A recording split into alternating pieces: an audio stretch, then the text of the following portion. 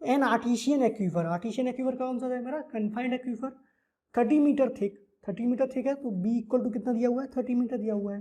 Porosity of 25%, N दिया हुआ है 0.25 है। जब bulk modulus of compression 2000 kilogram per centimetre square, तो हमारा एक तरीके से सॉइल का प्रॉपर्टीज दे रहा है, तो जो ई होता था वो कितना दिया हुआ है हम लोगों को, 2000 kilogram per centimetre square.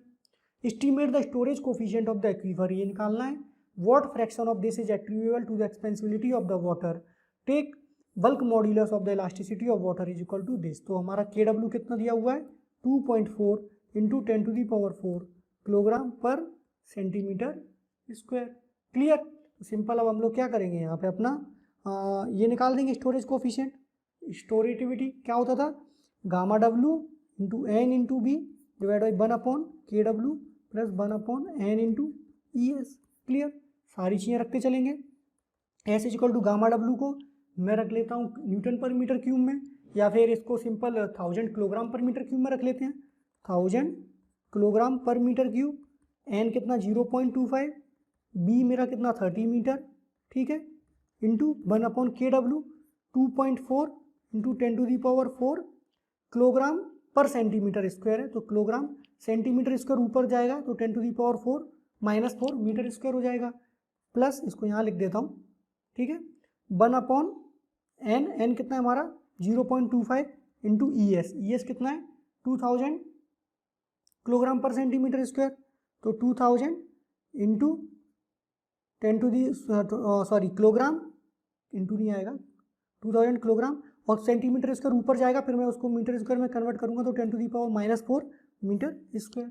Simple इसको सॉल्व कर लेंगे हम लोग, हमारा आंसर आ जाएगा 1000 into 0.25 into 30 into 10⁻⁴ divide by 2.4 into 10⁻⁴ plus 10⁻⁴ divide by 0.25 into 2000। Clear. तो ये कितना आ जाएगा 1.53125 इंटू 10⁻³ तो इसकी कोई भी यूनिट नहीं होती है, मैंने आपको बताया ही था। यहाँ पे भी आप चेक कर सकते हैं, देखो फिर से, ठीक है, देखो मीटर स्क्वायर पर केजी अंदर में है और किलोग्राम पर मीटर स्क्वायर बाहर में है, क्योंकि 1 मीटर से मीटर क्यूब मीटर स्क्वायर बचेगा, किलोग्राम पर मीटर स्क्वायर बाहर में हुआ और मीटर स्क्वायर पर केजी अंदर में है, तो दोनों कैंसिल आउट हो जाएंगे। क्लियर। तो इस तरीके से हम लोग अपना स्टोरेज कोफिशिएंट भी एक्वीफर का निकाल सकते हैं easily. Clear.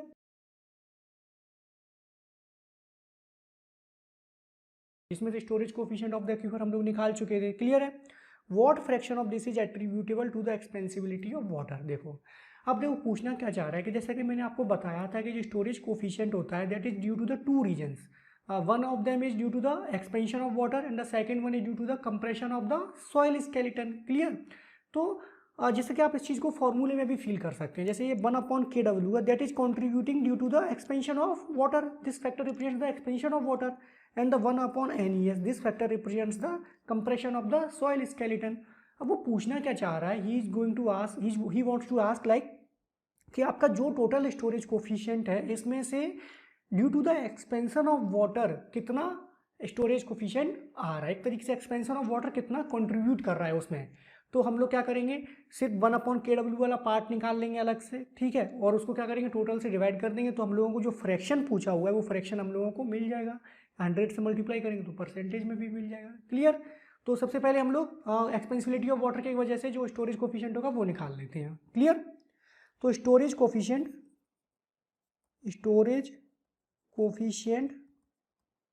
Due to एक्सपेंसिबिलिटी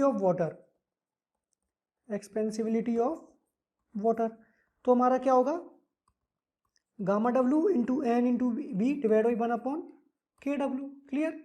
gamma W कितना 1000 kilogram per metre cube, okay, n 0.25, b into b कितना होगा 30 मीटर था I think, 30 metre. Clear. 30 metre into 1/kw, kw क्या होगा 2.4 into 10⁴ kilogram per centimetre square, तो 2.4 into 10⁴ kilogram per centimetre square into 10⁻⁴ metre square. Clear. तो देखो अब इसको सॉल्व करेंगे तो 1000 से 10⁴ से कैंसिल हो गया, ये हमारा कितना आ जाएगा, इसको मल्टीप्लाई कर लेंगे तो 0.25 इंटू 3 इंटू 10⁻⁻4, 10⁻⁻4 डिवाइड बाई कितना हो जाएगा, 2.4 हो जाएगा। ओके, तो this is equal to 3.125 into 10⁻⁻5, और इसकी यूनिट तो कुछ होगी नहीं, वो आपको यहाँ से भी दिख जाएगी। देखो metre, metre square, metre cube हुआ, मीटर क्यूब से कैंसिल, केजी से केजी कैंसिल हो गया। क्लियर? ओके, तो स्टोरेज कोफिशिएंट आपको एक्सपेंसिबिलिटी ऑफ वाटर की वजह से मिल गया। अब कॉन्ट्रीब्यूशन फ्रैक्शन में निकालना है हम लोगों को, फ्रैक्शन में निकालना है, तो क्या करेंगे हम लोग, इसको हम लोग क्या करेंगे, टोटल से डिवाइड कर देंगे। ठीक है, डिवाइड बाई 1.53125 इंटू 10⁻⁻3, तो ये कितना आ जाएगा, निकाल लेंगे हम लोग।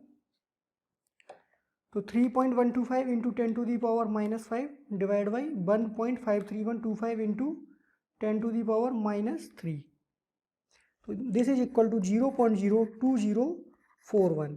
परसेंटेज में लिखना चाहूँगा तो लिख दूंगा 2.041%। क्लियर?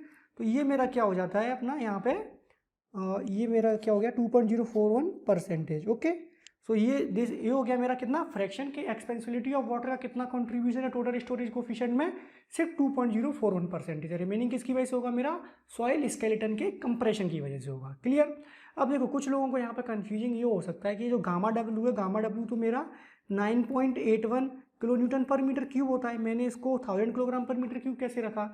तो देखो इसके पीछे सिंपल, हमारा उनको पता है कि स्टोरेज कोफिशिएंट का हमारा कोई भी यूनिट नहीं होता है। अगर आप इसको न्यूटन में रखना चाहेंगे यहाँ पे, तो आपको जो हमारा जो KW और जो ES है वो उसको भी आपको न्यूटन पर मीटर स्क्वायर में रखना पड़ेगा। क्लियर? तो एक तरीके से उसको फिर आपको किलोग्राम पर सेंटीमीटर स्क्वायर में जो दिया हुआ है उसको न्यूटन में कन्वर्ट करना पड़ेगा पहले, तो वो लंबा प्रोसेस हो जाएगा। तो और अल्टीमेटली सारी चीज़ कैंसिल ही होनी है। तो मैंने क्या किया यहाँ पे, किलोग्राम पर मीटर स्क्वायर में इसको रखा और गामा डब्ल्यू को भी किलोग्राम पर मीटर क्यूब में रख दिया, तो दोनों डायरेक्टली कैंसिल आउट हो गए, मेरे को उसको कन्वर्ट करने की जरूरत नहीं पड़ी। ठीक है, तो आपको उससे कंफ्यूज नहीं होना है, हम लोगों को सिंपल सा पता है कि स्टोरेज कोफिशिएंट का हमारा यूनिट कुछ भी नहीं होता है। क्लियर? तो समझ में आ गया होगा आपका, ये पार्ट जो छूट गया था वो छोटा सा ही था, क्लियर हो गया होगा। ओके।